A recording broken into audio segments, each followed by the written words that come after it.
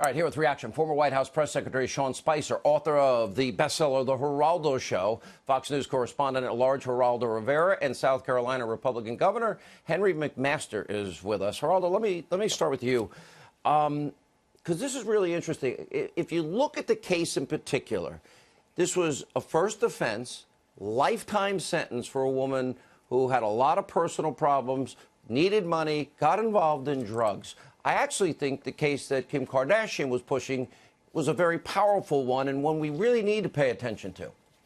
Oh, I think there's no doubt that Kim Kardashian's appearance at the White House was totally appropriate. I mean, Sean Spicer can answer that a lot better than I, but it just seemed to me that she was really bringing attention to a very necessary issue, one the White House has now been grappling with thanks to this new legislation on sentencing reform and so forth. A lifetime sentence, no parole, no possibility of parole. She didn't murder anybody. So I really do think that Kim Kardashian's visit to the White House was absolutely appropriate. Samantha Bee, you know, the hypocrisy on the left. I mean, we should be outraged by both Roseanne Barr and Samantha Bee. And I think that just very briefly, what we should do is let the victims of their insults tell us what to do. Valerie Jarrett has responded very graciously to Roseanne Barr.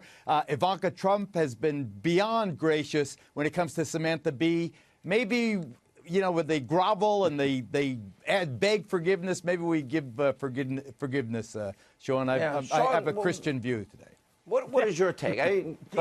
Let me show you my shocked face, because I think in both of these circumstances, there's nothing that shocks me, because one is the idea that Jim Acosta is deciding what's an appropriate issue to be discussed at the White House. And just put the merits of the case aside, and I think Geraldo valiantly displayed what they are. But the bottom line is it's not up to the media, never mind Jim Acosta, to decide what's a valid issue to be discussed or not. It's up to the President of the United States and other elected and government officials to decide what issues are going to be addressed, the concerns the American people have. And every American has a right to decide what issues are important to them and to advocate their government to support them one way or the other. The idea, by the way, on the other piece, on Samantha Bee, look, I believe I made a lot of mistakes at the White House that I asked for forgiveness for, and I think people were very gracious in many cases. With all due respect, you're too hard on yourself. You did not make that many mistakes. Thank you, but my point is this.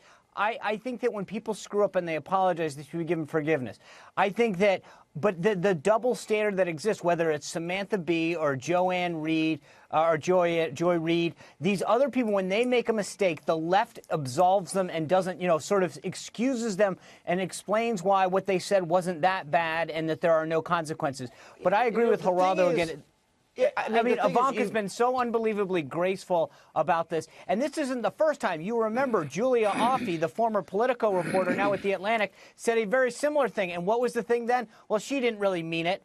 So these disgusting and reprehensible tactics by so-called journalists and people on the left get excused and washed away every single time.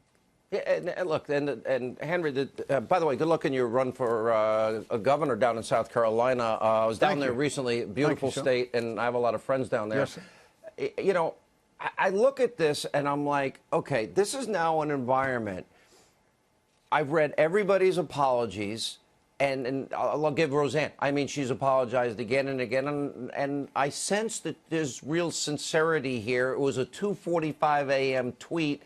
Not a good thing. I have my suspicions. What happens? Geraldo knows a thing or two about tweeting. Oh, I know very well, very well.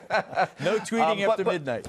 But what about the point? Everybody wants to silence voices they don't agree with. I have never called for the canceling of any show, the firing of any host.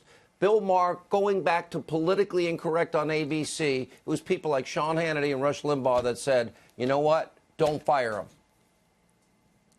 Well, Sean, these people are just, I think they've just gone crazy. President Trump is enormously popular here. If he had run today, he'd get more votes than he got when he stomped the opposition the last time.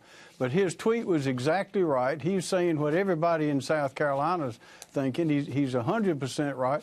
I just don't know what's happened to these people on the left. I don't know if this hatred of the president or the hatred of what he stands for, which is what America stands for. I think something's happened to these people, and they're making fools of themselves. I think they're so deep in the tank They don't even realize it. And and they'll apologize now until the next time, and then the next time. And I think the people just had enough of it.